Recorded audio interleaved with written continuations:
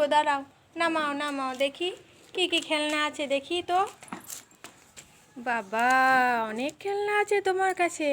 তা এই খেলনাগুলোর কত দাম? 500 টাকা। বাবা রে, অনেক দাম বলছো তো, 500 টাকা।